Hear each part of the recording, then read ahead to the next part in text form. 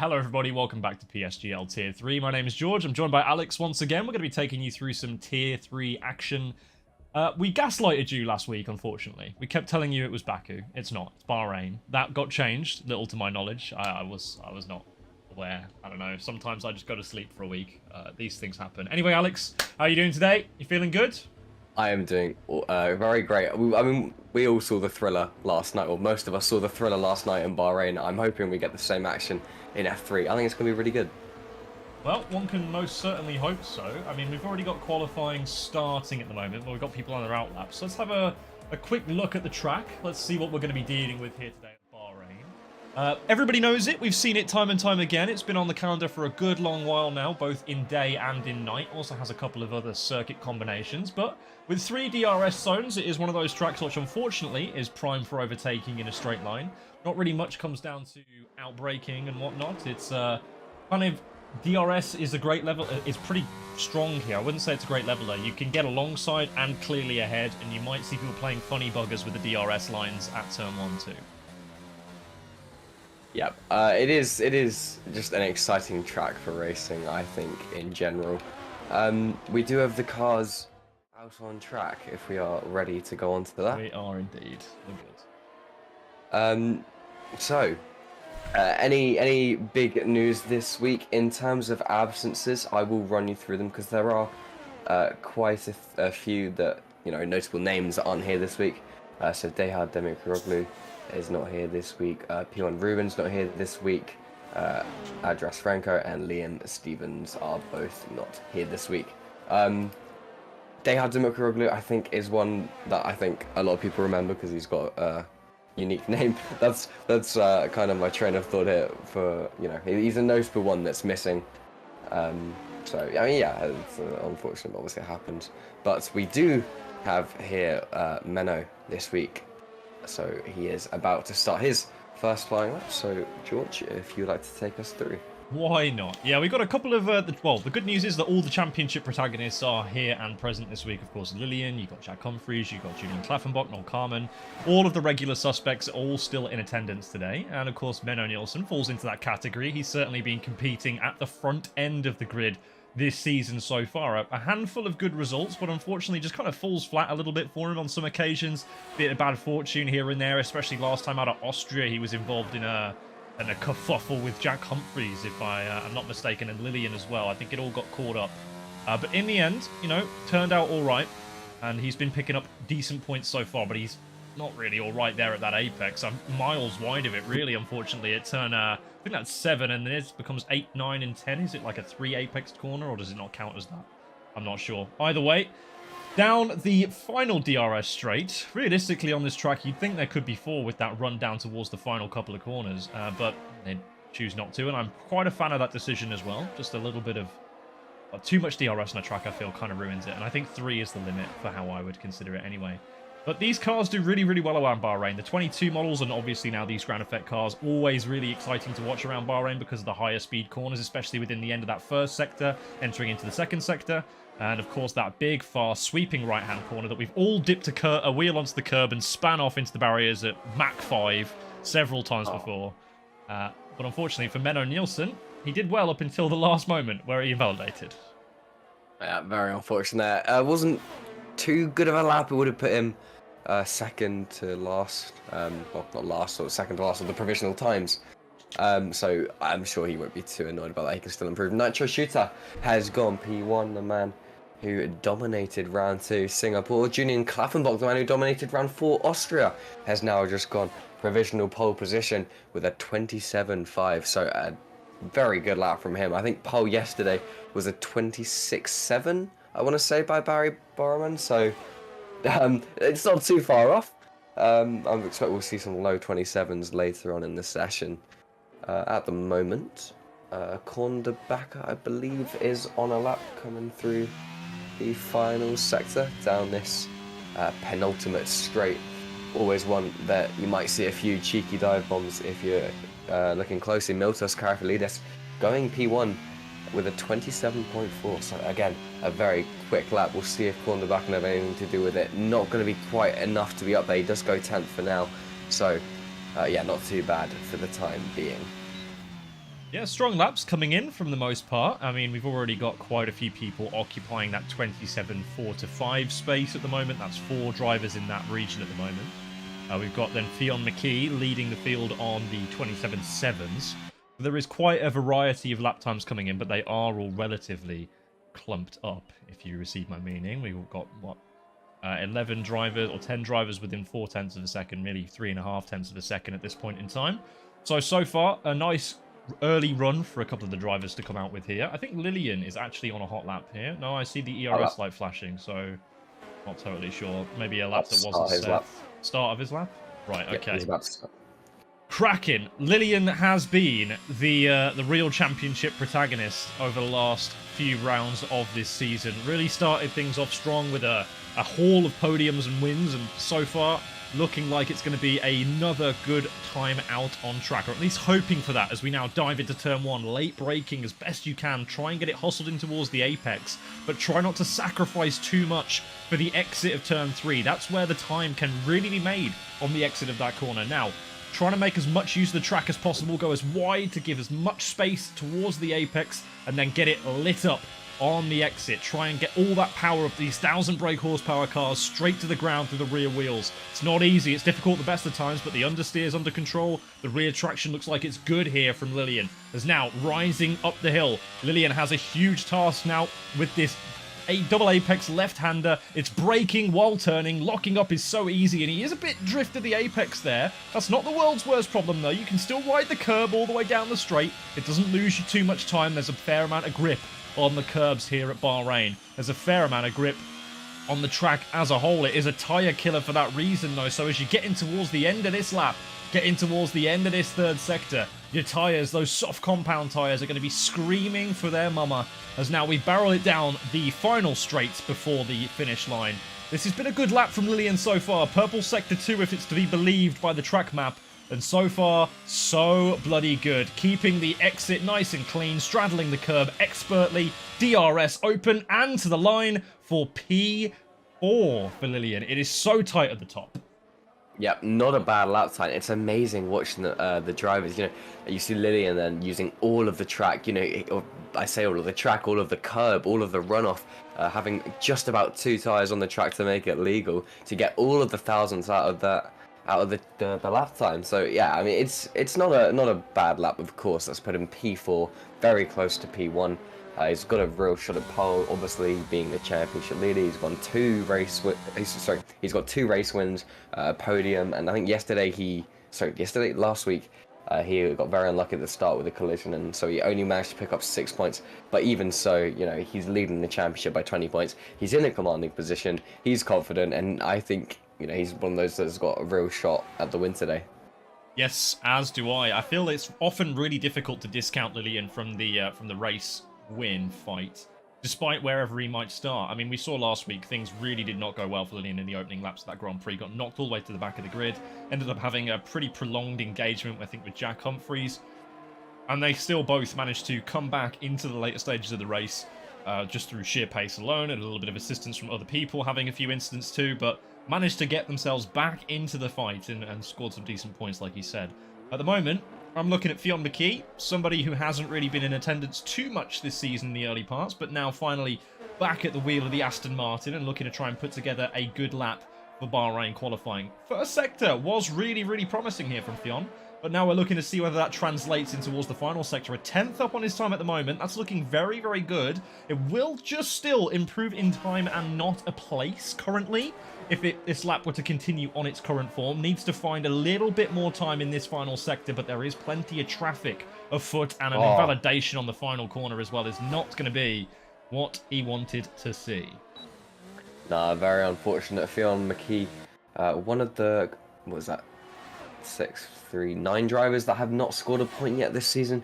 To be fair though, he has only raced 2 and he DNF'd from both of those, but he's in P6 now, and that's obviously only his first run. So, you know, he's got a real chance of points today for sure. That invalidation, you know, he was looking at maybe P5 from that lap.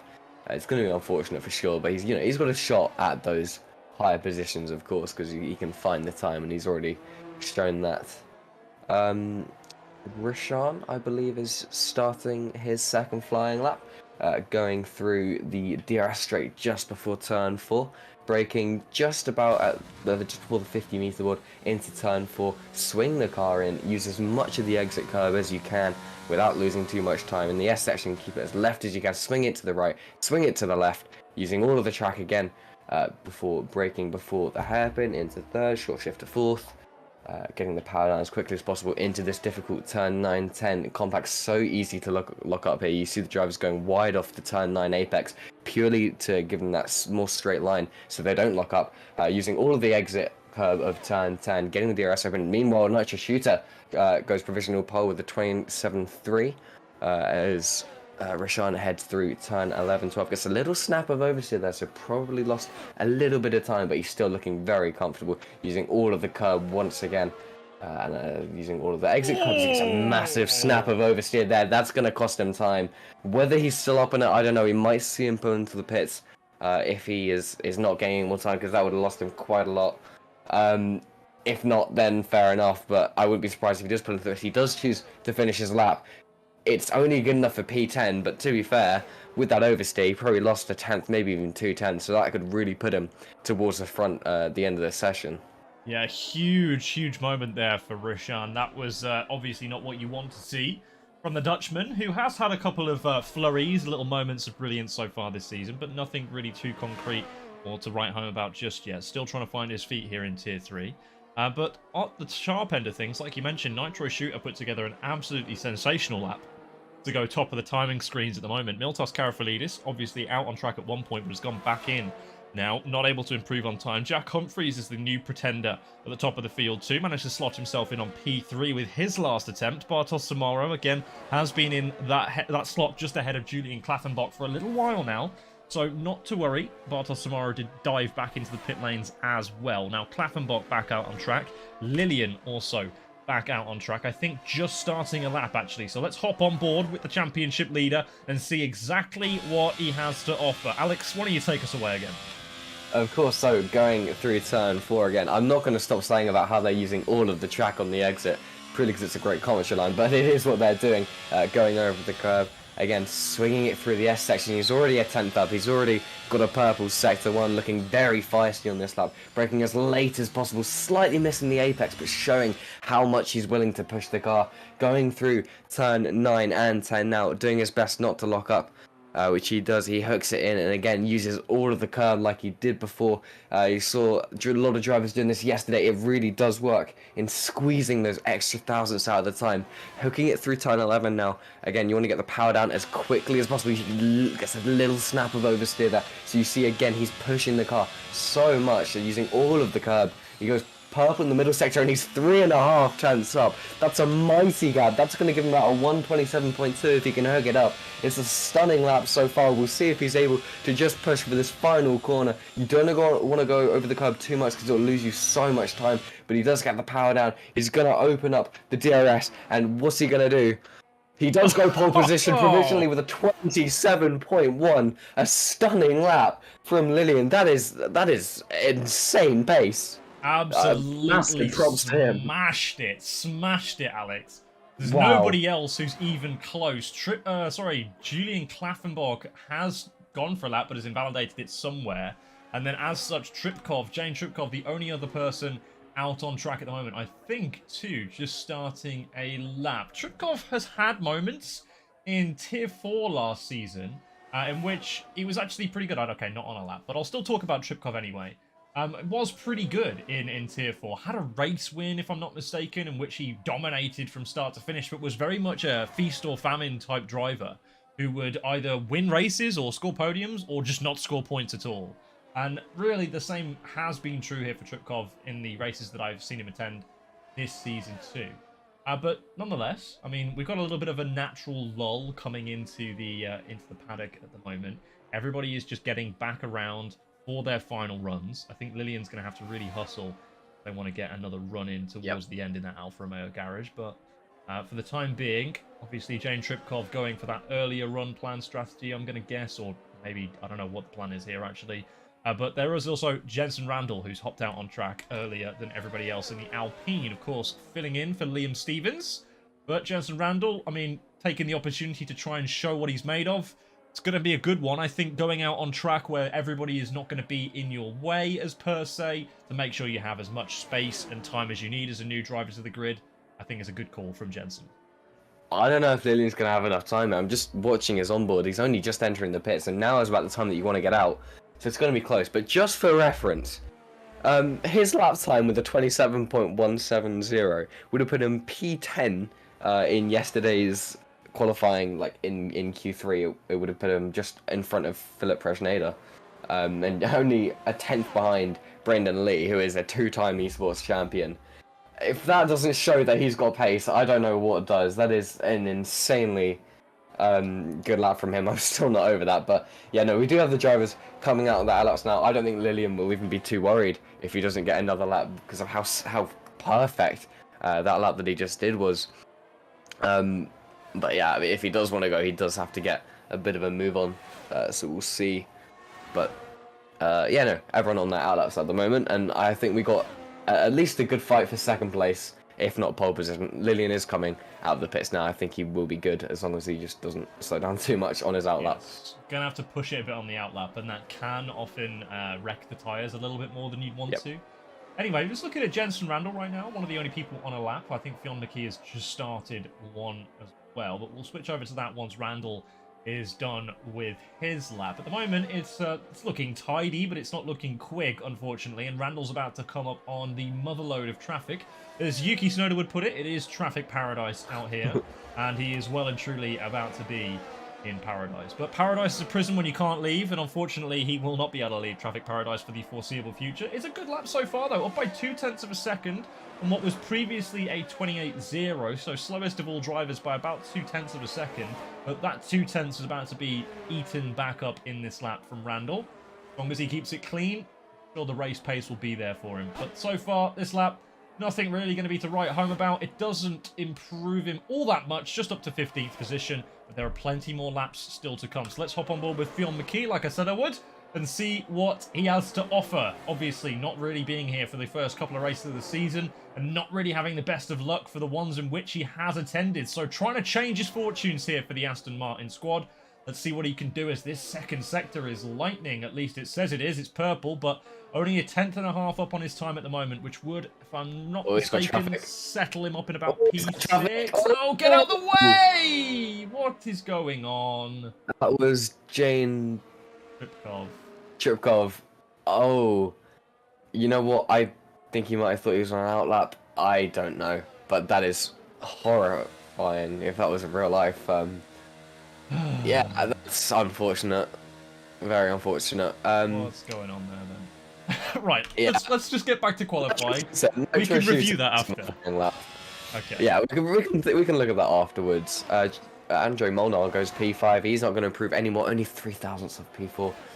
Quite unfortunate if it does end like that for him, because it's very close. Nitro Shooter, 100th down, so he's, if he wants to shut up pole, he's got to gain about 2/10 in one sector, which is very unlikely. Miltos Karafalidis finishing P3 this session, or at least at the moment. He's not going to have another lap with a 27.463 Nitro, trying to get the power down. Not really too much in terms of time that he can really gain here. It's only a very short sector. Andre Lopez goes P2 with a 27.3, so a very good lap from him. As Nitro Shooter gets over and crashes into the wall on his flying lap. That's a Max Verstappen Abu Dhabi moment there on the last lap. Losing it, very unfortunate. Lillian, he is 400th down. I don't think he's going to finish this lap because he honestly doesn't need to. That is pretty much going to be all done. That's Benny Fabos. No, he's not on a lap anymore. Rishan, he's finishing his lap. He's about 100th up on his time. He's going to open up the DRS. We'll see if he can do anything about it. He goes P8. So a very good, it's a good comeback in qualifying for Rishan. Both Mercedes up there, but that is going to be your qualifying. Lillian with a stunning lap to take pole position. A little bit disappointing for Julian Klaffenbach. Obviously, winner last time out, dominated pretty much every aspect of that race in Austria. But this time around, only able to muster P11. That's not going to be that fun for Mr. Klaffenbach. He's going to be starting all the way back there, beyond the top 10. He's going to have a lot of action to try and get through. Turn 1 at Bahrain can be a bit of a lottery at the best of times in league racing. So to put yourself right in the middle of that lottery is a risk that I wouldn't really want to be taking if I was Klaffenbach. Yeah, it's unfortunate. I realized I said Max Verstappen in Abu Dhabi. It was Saudi Arabia. My mistake. There is your your pole position sitter, Lillian with a 27.1, followed by Andrea Lopez, Jack Humphries, Nitro Shooter, Miltos Kavlidis, Andre Molnar, Noel Carmen, Rishan, Sven Schumacher, Bartos Samara, Julian Klaffenbach, Benny Phobos, Ian Van Unen, Menno Nielsen, Felipe Sousa, Corn Phil McKee, Jane Tripkov, and Jensen Randall rounding up the grid. Phil McKee and Jane Tripkov both getting a 5-second for the collision. Sorry, 5th place for the collision earlier. So Jensen Randall will be in 17th, followed by Theon, followed by Jane.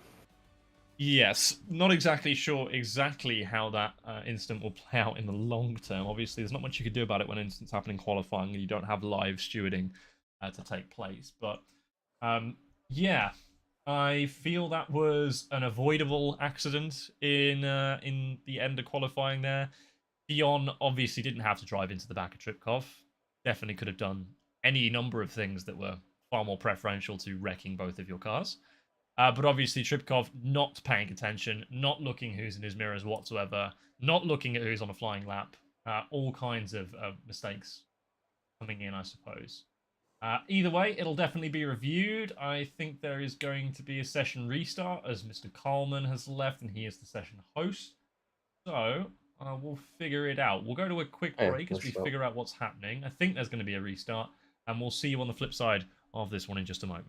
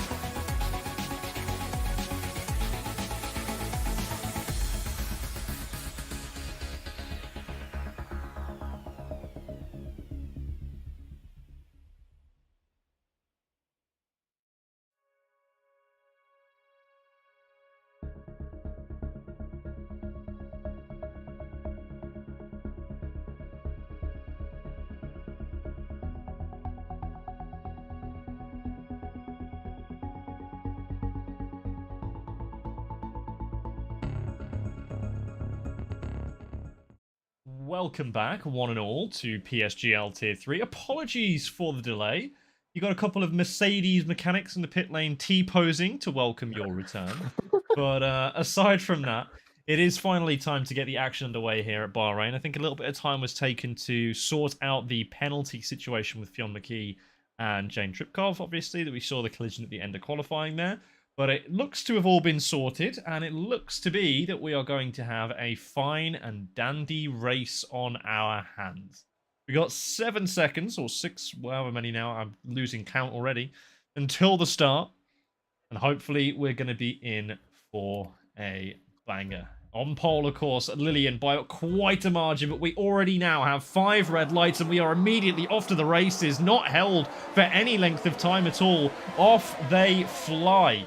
As now we're going to see who's going to make it into turn 1, who's going to make it into turn 1. Oh, it's tight up the inside from Andre Lopez. There's a bit of pushing and shoving going on from the back of the field, but on the whole, it seems that everybody is making it through just about okay. My game is having a moment, but we're all clear. Everyone has made it, I think, apart from Rashan, who's had a bit of a shunt towards the back. I saw bits of marker board go flying. It's plenty of jostling in towards the back of the field here. I mean, I'm looking at Jane Tripkov, Menno Nielsen. They're all side by side with Noel Carmen. It's Fionn McKee also trying to look to make some moves. They're all still side by side, and Menno Nielsen gets tagged on the rear by, I think, Noel Carmen. Oh, no, it's gone wrong now. It's gone very badly wrong. Oh, that's not what you want to see at all. Oh, dear.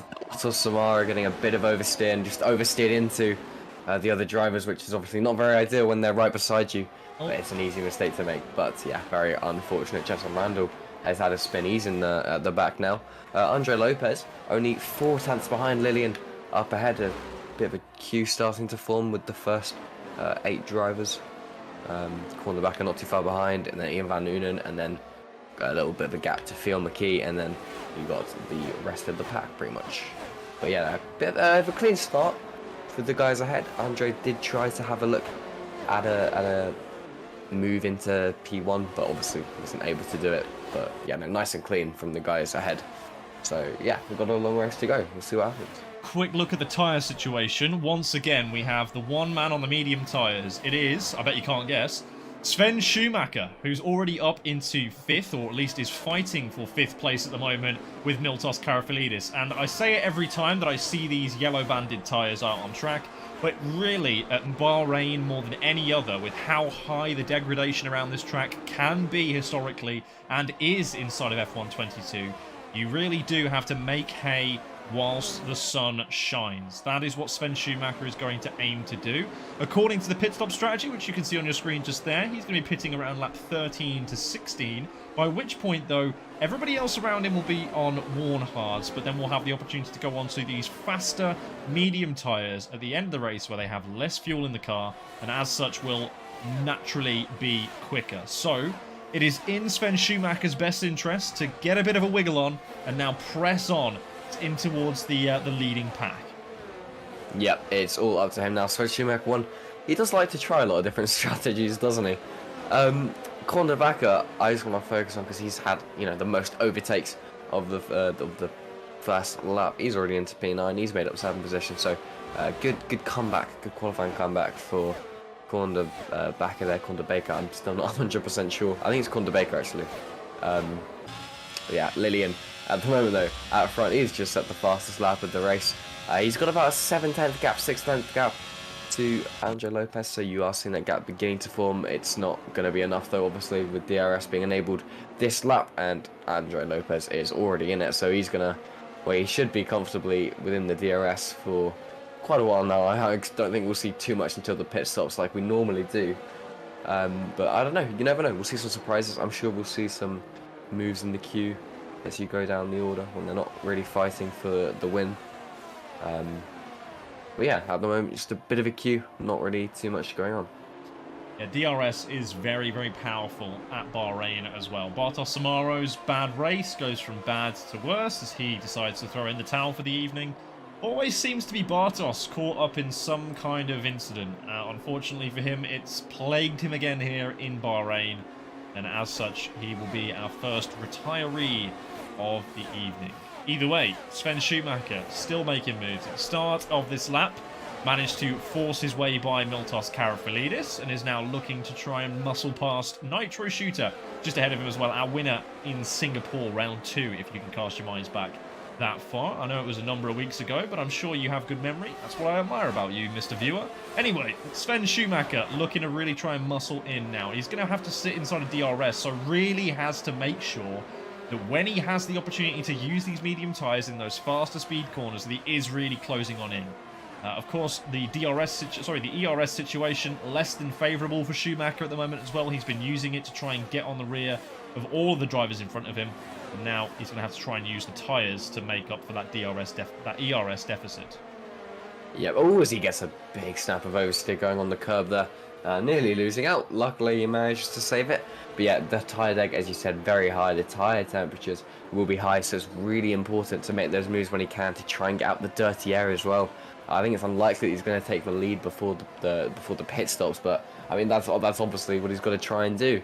I think medium to hard is not the best strategy on this game. I feel like it's always better to go hard to, well, it's the harder compound to the softer compound, purely not purely, but based on tyre warm up, based on performance and later in the race as well. Because even if he can stay in this queue at the moment, he's going to find it really difficult later on. And I don't think the hards are a very nice tyre in this game. I think they're absolutely horrible to drive. So I think you will kind of want to get them out of the way. So it's a risky strategy. But then again, if you can use this to make positions now, and then there's a safety car when he pits, he's probably better off. We'll see what happens. It's certainly not out of the question that it does work for him. So let's hope for the best. Yes, indeed. I mean, I'm always hoping for Sven Schumacher to do something, because he often makes races a little more interesting with these different tyre strategies compared to everybody else's. And it looks like he might be doing something interesting here into the braking zone as he pulls out from alongside of Nitro Shooter, makes a very strong beeline to the apex, but unfortunately completely outbrakes himself into turn 1, and as such will need to now concede a fair amount of ground, in fact over a second's worth of ground, to Nitro Shooter. So all that hard work that you've done, Sven, you just completely undone all of it. Anyway, at the front of the field, things are stagnating a little bit, but Nitro Shooter is the one who is dropping off the back of this front trio. They seem to have a little bit more pace in reserve, or maybe that was just because of having to move out the way of the incoming Ferrari missile into turn 1. But either way, Nitro Shooter hasn't really been in touch all that much for the last few laps. Oh, we've got a spin by Benny Fabos coming out of the S section at the back. He's not really lost too much there, but yeah, no, Sven Schumacher, it's so easy to lose your breaking point in Bahrain, so a bit unfortunate there, but ultimately all he's lost is a bit of battery, because I won a bit of tyre wear almost, I guess, if he's locked up. Yeah, they are back in that queue now on the DRS train, so not the end of the world for him, but yeah, it's those risky moves that he's really got to be pulling off, at this point in the stint before his tyres go off, so he might come to regret that later on. I don't know, it's an honest mistake. It's an easy mistake to do. So yeah, it's quite unfortunate for him for sure. Up ahead, Lillian still leading Andre Lopez, but the gap's only about 0.3, or at least at the end of the DRS straight after he's gained all the time, it was about 0.3. But Lillian is looking really rapid nonetheless. I also can't accept. Oh, Sven Schumacher gets a 3-second time penalty for warnings. That's going to be unfortunate for him.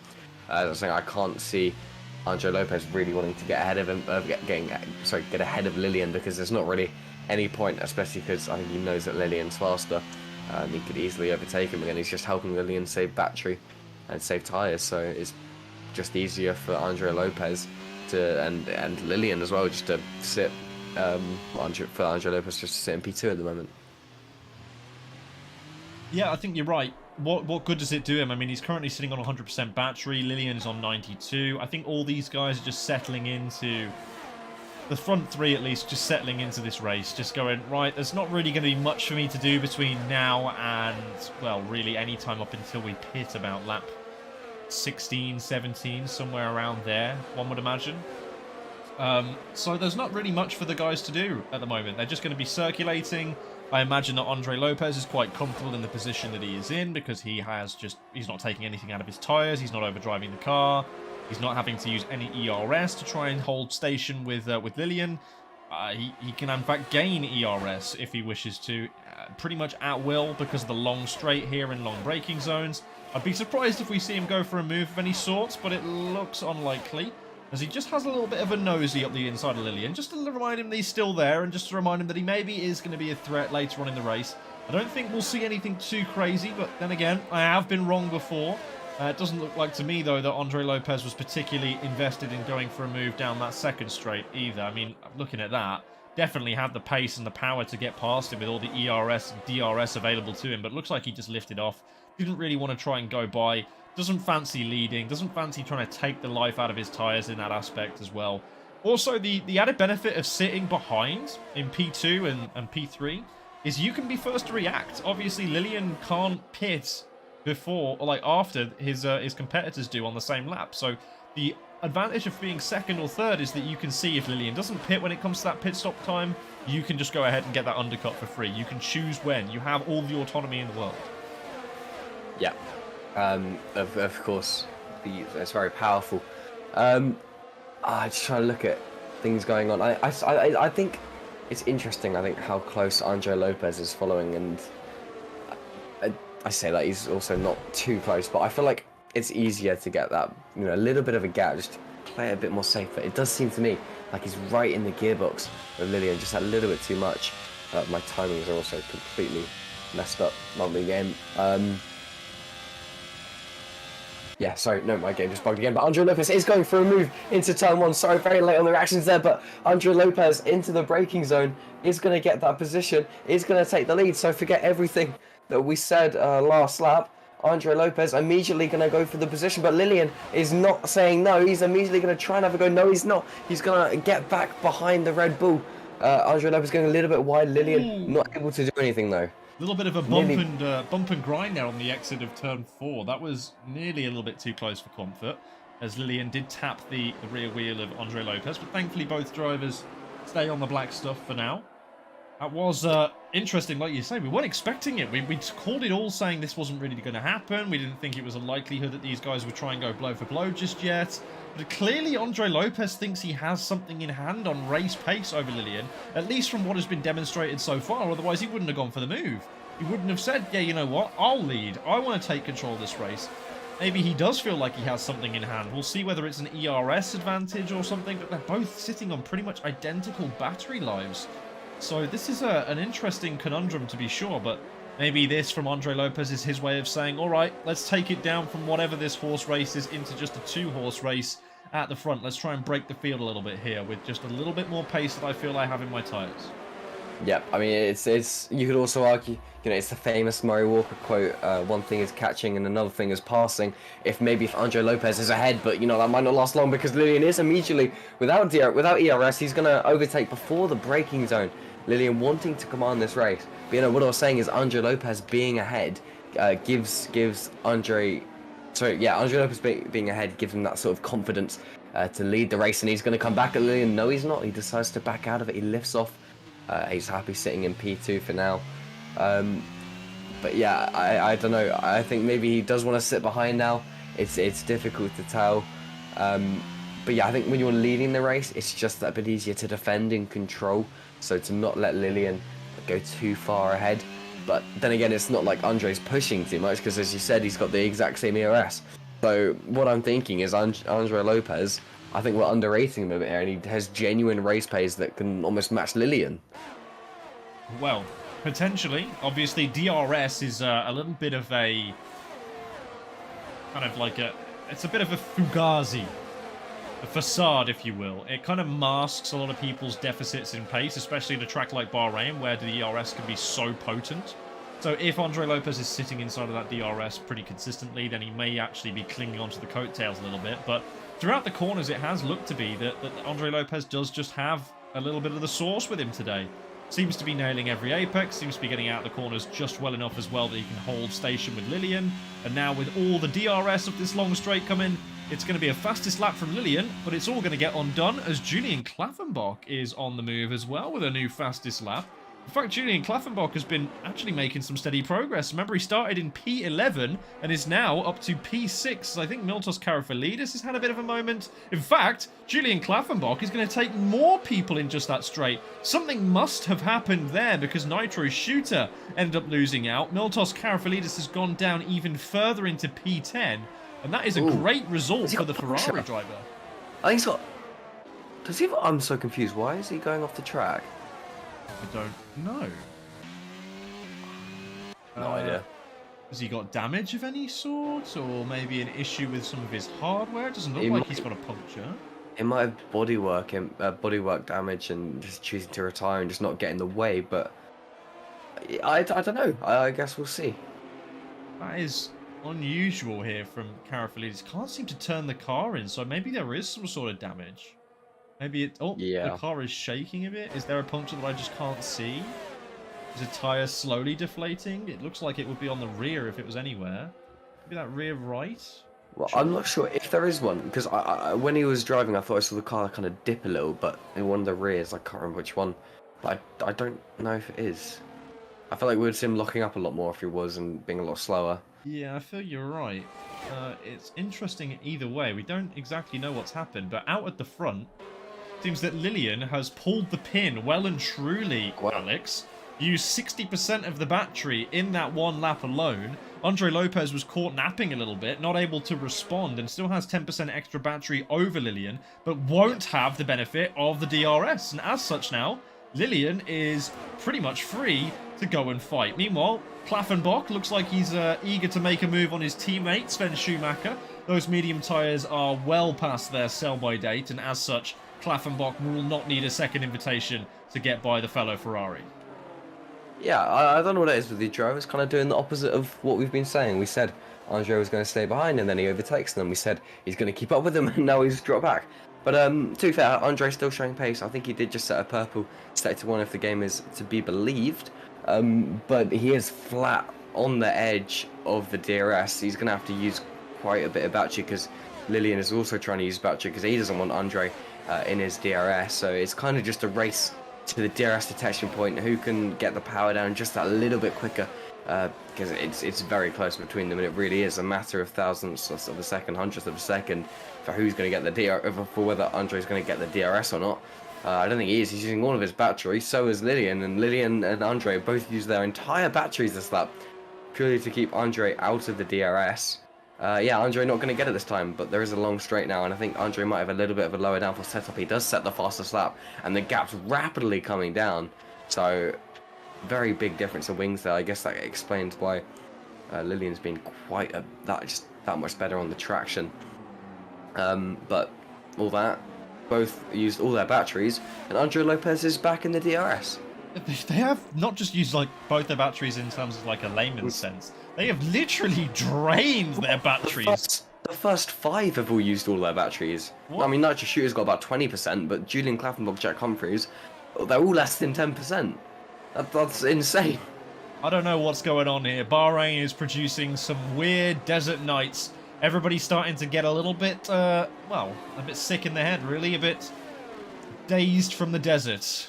Maybe they all need to take a drink and chill out for a moment. But it seems that the racing at the front, the pulling of the pin, the gap expanding up front has triggered pretty much everybody else behind to now try and pick up the pace. We're down into the 130s the last time round. That is about a second quicker than we've been lapping all race long up to this point.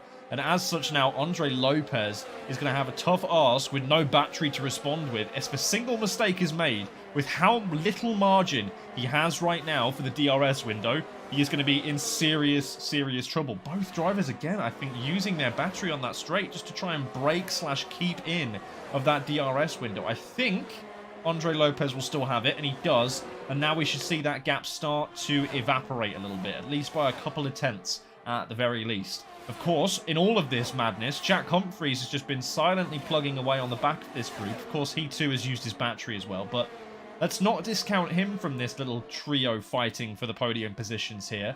He still could play a role later on. He's been quick on the medium tyres late in races before, and he hopefully, for the sake of the McLaren team, can do that again today. Yeah, he's broken very much free of Julian Klaffenbach, so that's good for him, and he is, as you know, as mentioned, he's just sitting behind this little battle for the lead, you know, hoping he can slither in some way possible to try and get ahead of any of the two drivers. Julian Klaffenbach is going to be suffering now, going to be under pressure from Nitro shooter Andre Molnar, even Theo McKee, who I think we should probably mention has got himself back into the points. I think he started quite far back. Yeah, he started 17th, so very well done to him. But yeah, Phil McKee actually, sorry, 2 seconds behind Andre Molnar. You know, at the moment, Andre Lopez about 7/10 behind Lillian with no battery. Jack Humphreys about 7/10 behind Andre Lopez with no battery. So it's gonna be interesting to see how the rest of this plays out, because it's like I don't know a good metaphor. They've used everything already, and we still got half the race left. So yeah, it's an interesting situation. Not really one that I've seen before, so I'm not really too sure what to say. Oh, yeah, still plenty of time to play with, I guess, in this race. We're not even at the pit stop phase just yet for these drivers on the hard tyres, but this has very quickly become a 3-horse race, and if I'm Julian Klaffenbach, am I considering maybe an early pit stop to try and bridge the gap to these guys a little bit? Sven Schumacher is on a different planet to the rest of us, I'm pretty sure. Is he just racing for fastest lap? I think so. He's just, I don't know why else he'd be on the softs. Seems a bit peculiar, that is certain. Yeah. Maybe praying for a safety car. Yeah, mind you, to be fair, if he uses softs now, get into provisional P1, and then there's a safety car, and everyone's going to pit again. That's a very specific strategy, but it could work. But I don't know why else he would do that, honestly. Yeah, this maybe it's a mistake. Maybe he wanted to select the hard tyres, then ended up accidentally selecting the softs. I don't know. Whatever it is, I think it's going to end up being a mistake. I think it's unlikely that we're going to see a safety car. The gaps at the moment between all of the drivers are not like anybody is right in anyone's gearbox, with the exception of Roshan. I don't think that means that there's going to be anyone really close enough to be making sort of mistakes like that. And speaking of it, here we go. Andre Lopez uses that second place advantage to dive into the pits. Jack Humphreys also reacts in tandem with the Red Bull driver. So now the medium tyres go on and the Red Bull leaves the pit lane. Same with Jack Humphreys, same with Klaffenbach, same with Tripkov, who's also joining the party on this one too. So now this will present an opportunity to see whether they can try and break themselves clear, at least a little bit, of Lillian, who has been forced to stay out another lap by this quick thinking from Andre Lopez and from Jack Humphreys, behind. So we'll see whether this is going to pay off for them. Of course, tyre warm-up, nightmare fuel on this game. What the hell? Looked like his wheel disconnected or something. There's that safety car Schumacher was asking for, I guess. Well, I'll get you some insightful Discord chat. That is peculiar. That is most peculiar. Yeah, I think his wheel might have gone. Looked like his wheel just disconnected, just drove straight into the wall. Just no contact with anybody. No reason to light the tyres up that much on the exit. It did just look like he turned, not lost control of the car. Really interesting. If that is real, I'm not even sure. I don't know. Maybe his tyres were cold, but I feel like that would have happened earlier if his tyres were cold, so I'm not really sure. I really don't know. I can't tell you. I honestly have no idea. But that has helped Lillian a lot. Jack Humphreys is miles behind.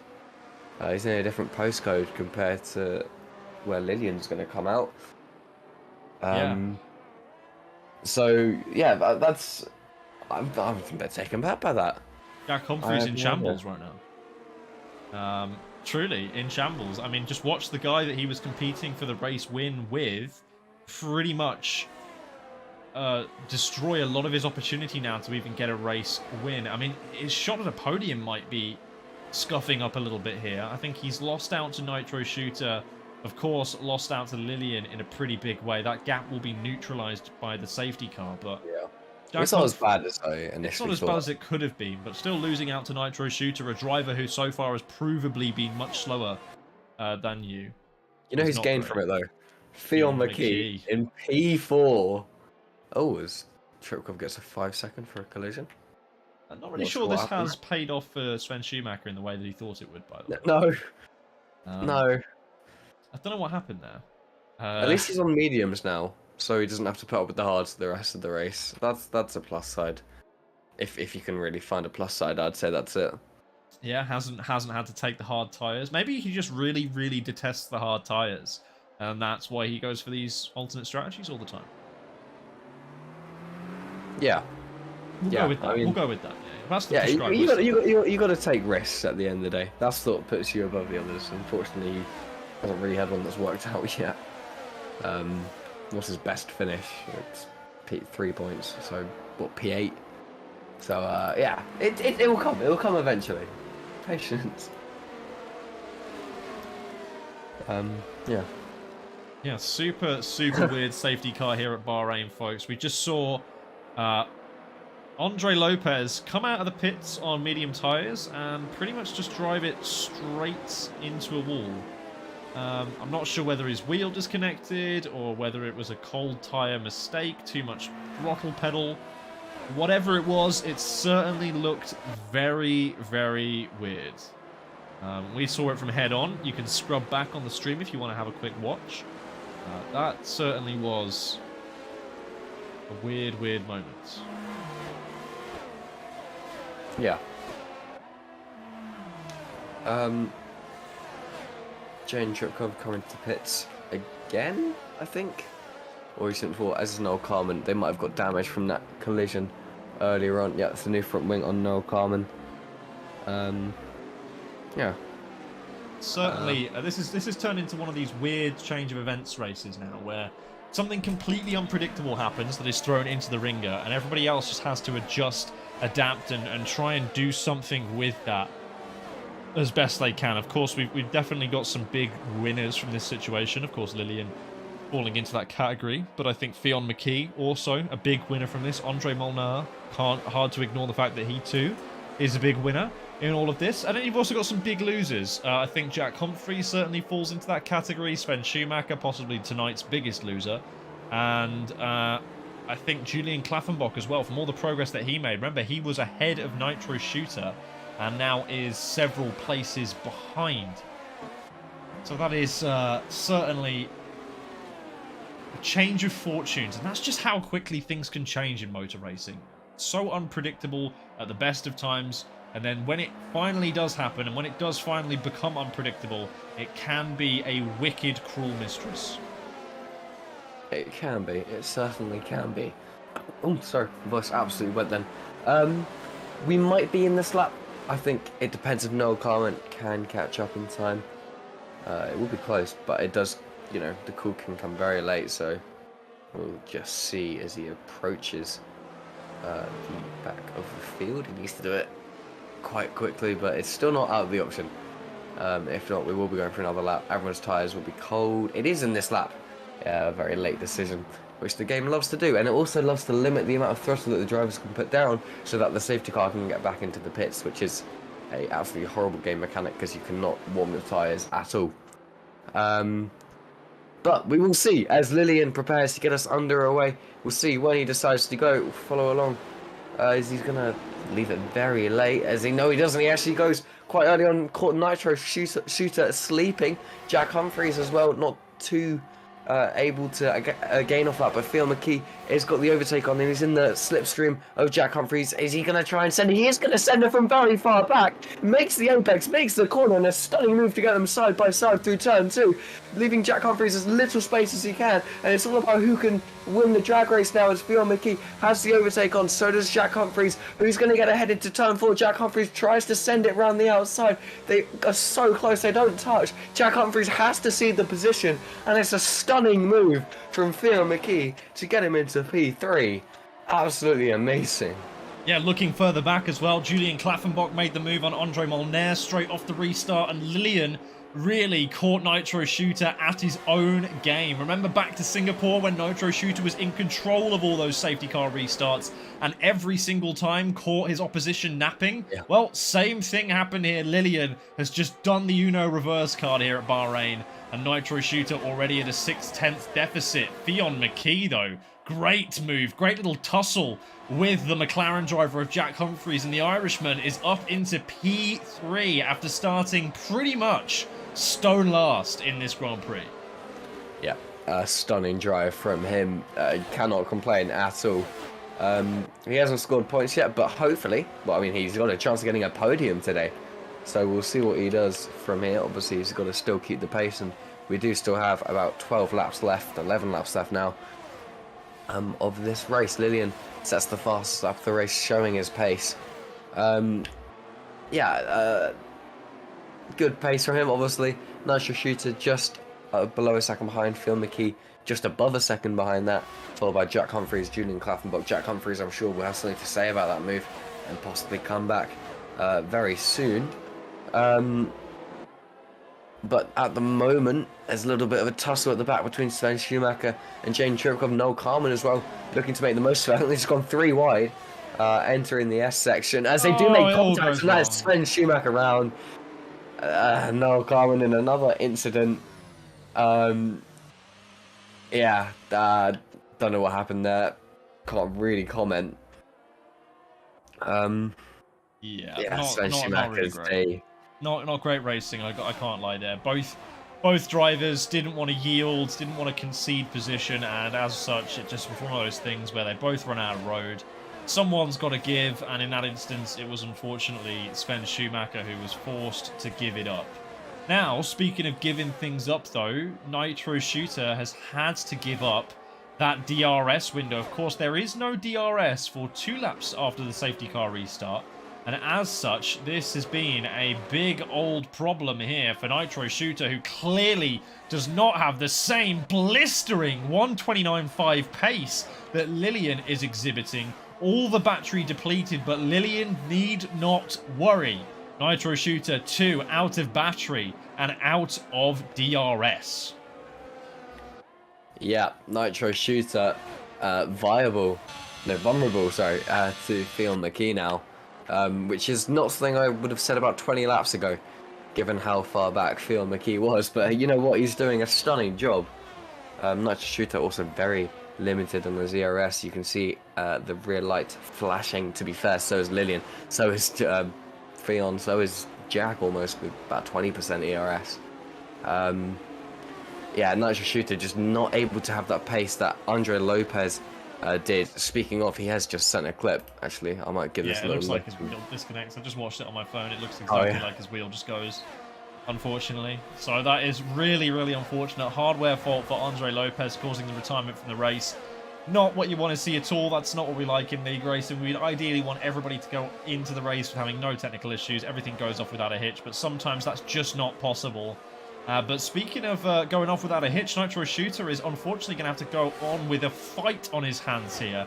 He has a Aston Martin bearing down upon his rear wing, looking mighty in that rearview mirror, and it looks like Nitro Shooter has made a mistake actually in the final corner, and all of a sudden it's opened it up for Fionn McKee to take use of that DRS that he managed to get from Nitro Shooter and just steam on by and extend a gap out now. Of course, I don't think McKee has the pace to get to the back of Lillian. I think P1 at this stage in the race, providing there are no monstrosities or safety cars or catastrophes or anything like that, is pretty wrapped up here for Lillian, for the Frenchman to take victory again for the 3rd time this season.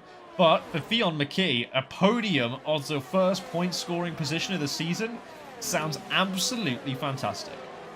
Yep, I think he's got a lot less pressure. You know, he's not fighting for the championship. So, you know, fair enough to him. He's doing a really good job. 8 laps left. Can he hold it out? I do hope so. He showed he's got good pace in qualifying. So, you know, I do wish him all the best. So it's just the cue for the end now. I really do feel for Andre Lopez for what could have been. It was looking like a stunning battle as well between the two. They were very close. But no, Lillian does look like he's going to take yet another victory. I just have a look at the fastest lap. Currently it's Lillian, obviously, which do still have quite a bit of time left. That would increase his championship lead, at least as it stands, by about 7 points to Nitro Shooter. I think, if I got the point system correct. So yeah, Lillian is really showing a commanding performance this season. I honestly wouldn't be surprised if we saw him in F1 next season. I really wouldn't. He has clearly got an insanely good pace. Yeah, really has been the class of the field so far this season, and it isn't really showing any signs of stopping anytime soon. It really has been him and pretty much nobody else. Klaffenbach has shown moments of brilliance, of course Nitro Shooter has too, but they're the only other 2 race winners aside from Lillian this season. And as such, I think it's quite clear who the class of the field is. I mean, they were basically one-circuit wonders. Klaffenbach dominated all of Austria. Of course, Lillian was taken out of that race early on. But nonetheless, Nitro Shooter dominated Singapore. Lillian didn't really have an answer for him, but still finished second. The consistency is stark. The recovery drives are all there. And I think you have to tip your hat to Lillian's performance in the first 5 rounds of this season so far. It really has been very, very tippable, very valid, very strong, like nobody else inside this field at the moment. Anyway, looking back at everybody else inside this field at the moment, Fionn McKee taking some rather inventive lines, but still managing to stay ahead of Nitro Shooter for the time being, who is looking a little bit angrier, a little bit more threatening than he was a couple of laps ago. Now sat behind, recharged that battery just a little bit. Of course, not enough because it's still only 10%, but just has ever so slightly more by a few percentage points than Fionn McKee ahead. I doubt it will make all that much of a difference because the DRS is where the big plays are going to really start coming in now, as Fionn McKee still holds station in P2 for the moment. Let's not discount Jack Humphreys from this fight either, by the way. Of course, he lost out to Fionn McKee, but that doesn't mean that he is by any means done with this scrap. And of course, Klaffenbach not out of it either. This entire train pretty much as far back as Jane Tripkov in P12 all stand a chance if they can get a wiggle on and start making some moves in these last few laps. Yep, it's certainly not over yet by any means. Just looking ahead, Fionn McKee already 2.2 seconds behind. I think that just summarizes how quick Lillian is and how comfortable he is on this game. Nitro Shooter, though, I am looking at him. He does seem to be not struggling to keep up, but he's making a few mistakes. Going wide, missing apexes, and I mean, I don't know, it just happened, so he's got to find a little bit more consistency. I do think he's going to be able to at least have a look at overtaking Fionn towards the end of the race. I think he's got that natural pace advantage, and plus he's got the DRS advantage, which, you know, is huge in Bahrain. You know, it's definitely a fight, though, for the podium. It's not over yet. Jack Humphreys, Julian Klaffenbach, they could all get it. It only takes one mistake to lose out, so we'll see what happens. It's definitely going to be a very entertaining last 6 laps of this Grand Prix. Indeed it is. Nitro Shooter still, though, just a little bit out of touch, really, when it comes to DRS. You want to be at about 3 to 2/10 of a second as you hit that DRS line behind your competitor if you want to make an overtake. And as you can see, Nitro Shooter not really close enough to the back wing of McKee at the moment. Now has another opportunity coming up here, but McKee been strong out of that little turn 1, 2, 3 complex so far, especially on the traction, and as such it has really left Nitro Shooter unable to provide an answer to the Aston Martin so far. Jack Humphreys still sitting there ominously, biding his time, waiting for these two to start going at it. But sooner rather than later, Nitro Shooter is going to have to make his move. Otherwise, Jack Humphreys is going to say, you know what, enough's enough. I've got to go now. I'm wasting too much time. I'm wasting too many points. I need a couple of opportunities to try and make it stick on McKee ahead. So Shooter is going to have to give way sooner rather than later. Or be forced to give way at the very least to the McLaren. So you've got to keep these things in mind if you're Nitro Shooter. You need to start mounting an attack now because the best defense is offense, as they say. And the best defense from Jack Humphreys is to put a car between you and him. Yep, we'll see what happens. I'm just trying to think about what's going to happen here. Nitro Shooter is all over the back of Fionn McKee. Julian Klaffenbach is all over the back of Jack Humphreys here. Ooh. Hold on a minute. Yeah, looking very feisty there, Julian Klaffenbach. You know, so I just went Nitro Shooter. He's not as close as I would have expected. in all honesty. I think Fiona honestly does have a really real shot here at PE2. I think we'll see later on, but they do bunch up so much in the hairpin. Maybe that's Fiona not being as brave on the brakes or struggling with traction on the exit at least. Not 100% sure. But yeah, Nitro looking. He looks like he's driving cautiously, I think is the right way to put it. I'm not saying he's driving slowly by no means, of course, but he does look like he's driving cautiously. I think Jack Humphries is a bit different. I think he's a lot more willing to go up close behind Nitro. But then, whilst I've said this now, there's more of a gap between Jack Humphries and Nitro than there is between Nitro and Fionn McKee. It's kind of difficult to analyse. A lot of things happening at once, a lot of things changing. I think we'll see. I hope we see Nitro Shooter at least having a shot at the overtake on Fionn McKee. Just purely for the entertainment, I think we'll see. But yeah, no, it's not long left to go. We'll see if he wants to start making a move. He's gonna have to start thinking about it for sure now. Yeah, certainly the case. I think Klaffenbach is looking particularly ominous here, though, in those rear mirrors, or those rear view mirrors, should I say, of Jack Humphries. The Ferrari is now closer than he has been before and has about 30% more ERS deployment to use than the McLaren in front. Surely this is going to be the time that he's going to make the move. Not even deploying the battery here, though, for Klaffenbach. The Austrian opting to sit behind for the moment as he lets these three now just try and fight amongst themselves. I think they were getting mighty close in towards turn one. And now Nitro Shooter's trying to make a move round the outside of Fionn McKee in towards turn 4. Fionn is not going to let this one go, though. Pushes him, shows him the edge of the track. And now it's not done just yet. Nitro Shooter knows he has to give space, though, but it's so close. It's so touch and go. Big slide on the exit there for Nitro Shooter. Loses a fair whack of time. Tries to make it back up on the brakes, but now is being harassed by Jack Humphries from behind.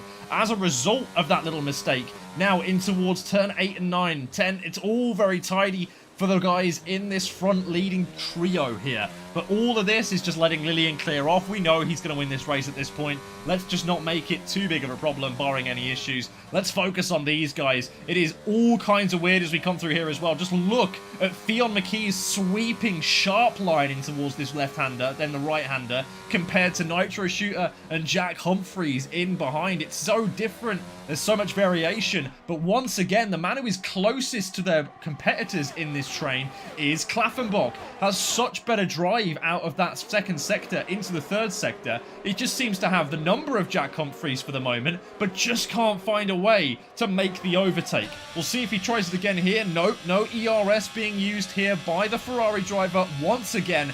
Down the front straight in towards turn 1. They're all going to clump up once more, and we'll see if Nitro Shooter wants to take a second bite of the cherry. We will, just thinking about Julian Klaffenbach and Jack Humphries, they need to be making these moves now because there's not enough time left to be leaving it too late if they want to have a shot at Fionn McKee. And Nitro Shooter has just got a 3-second time penalty for track limits. Was that now or was that been there the whole time? That was just now, yeah, just popped up.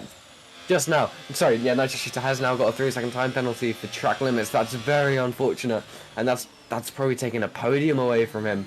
That's going to put him so far back. I was putting it on gap to... Well, sorry, if you put it on gap to leader, just so we can think about what that actually means. But that's going to drop him all the way to about P8, P9. So very unfortunate for him. It really shows how horrible it can be. You know, you do your best the entire race and just get a penalty in the last few laps. But I'm sure he's going to fight nonetheless for the fun of it, in all honesty. You know, and just because he's able to make up as much time as possible on the guys behind, maybe try and make it P8 or even P7 if he can. But yeah, no, that's absolutely very unfortunate for Nitro Shooter.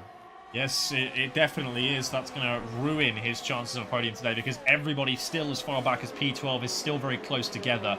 I mean, looking at it again, though, Klaffenbach is right on the rear wing. He is using the ERS this time around, so Jack Humphries forced to go defensive. ERS again, though, not really that effective. It just seems like Jack Humphries has got a really slippery car in a straight line at the moment. Oh, tries to go deep into the corner. Jack Humphries goes a little bit deep too, but it's going to compromise Klaffenbach, more than anybody else, tries to get the exit sorted again here on the penultimate lap of the Grand Prix. It's not going to stick. Meanwhile, at the front, Nitro Shooter has a dive to the inside. It's kind of like a half an attempt, really, because Fionn McKee is able to just tough it out around the outside, get the power down, and keep the second position for another lap, at least on track. I'm pretty sure he'll know that it will be coming. Oh, it's a tap in the rear. Oh, Fionn manages to keep the car straight, but Nitro Shooter has to have a big correction on the exit of the corner. Now does the McLaren driver, does Humphries, does he smell blood in the water? Whoa, he's going to get tapped from behind as well now by Klaffenbach. They're all bumping and grinding. It's like they're at the club on a Friday night. They're all too close for comfort. Get out of my personal space, because now Klaffenbach is going to try and make an audacious move. No, just bails out of it at the last second. Was trying to keep it reserved and keeping it tight.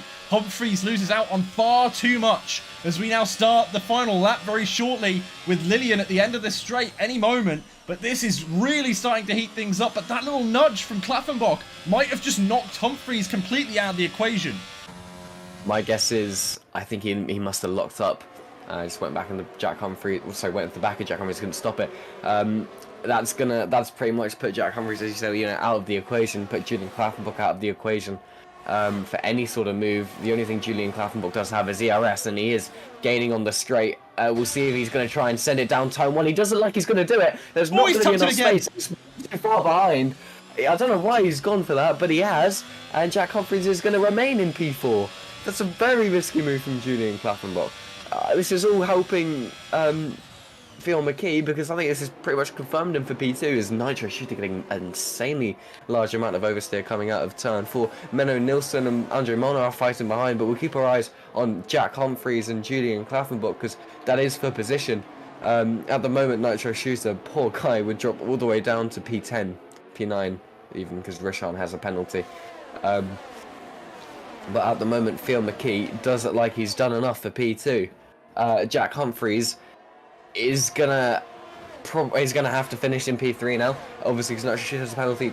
Julian Klaffenbach is not close enough to have any sort of look at a move into P4, or provisionally P3. Behind Menno Korndebacker as well. Korndebacker with a stunning comeback. All those drives, absolutely amazing, but we can't take it out of the way from Lillian, who is going to come around the final corner. He is absolutely dominated since Andre Lopez DNF'd, and it's a commanding drive from the championship leader who extends his gap, and it's Lillian who wins in Bahrain. What a drive. Fionn McKee gets his first points of the season, first podium of the season to get P2. Jack Humphries will take P3, Klaffenbach P4, Menno P5, Andre Molnar P6, Korndebacker P7, Nitro Shooter is demoted to P8 after his track limits penalty. Ian Van Unen and then Felipe Sousa rounds your top 10. What a commanding performance from Lillian. Absolutely amazing drive. Certainly was a great drive from Lillian. Completes the gentleman's set. I think it's the Grand Slam, actually. Pretty much led every single lap. Of course, with the safety car as well. I think that was actually given over to him. So led every lap of the race, apart from when ever so slightly overtaken by Andre Lopez, but then got it back almost immediately. And fastest lap, pole position. What more could you ask for? A fantastic meeting from Lillian. The Frenchman, like he said, commands the race and now commands the championship. Has it in the palm of his hand, really. Fionn McKee, though, massive shout-outs to the Irishman. Fantastic drive from P17 on the grid, from an unruly collision inside of qualifying to P2. What a great, great drive from the Aston Martin driver. Yeah, you cannot take that away from it at all. If you look back about 40 minutes ago in qualifying, when he we went into the back of Jane Tripkov just before his flying run, started pretty much at the back of the grid and has finished P2. It is absolutely stunning. It really is. So massive congratulations to Fionn McKee there, and bigger congratulations to Lillian as well. That's a commanding lead in the championship over Nitro Shooter, with Nitro Shooter barely scoring any points. The championship is just getting easier and easier for Lillian, and he's got his third win of the season. Yes, indeed he has. 3 wins from 5 so far for Lillian. And it's going to be an interesting time next time out. I'm not sure where we are next time out. You might be able to enlighten me quickly before we sign off. I know, I believe. Where? Sorry, China. China. Will be very interesting then. Okay, well, we'll see you next time at China. It'll be a very interesting race to be sure, and we'll see whether Lillian can continue his hard work at extending the lead at the top of the table. Same time next week. See you then.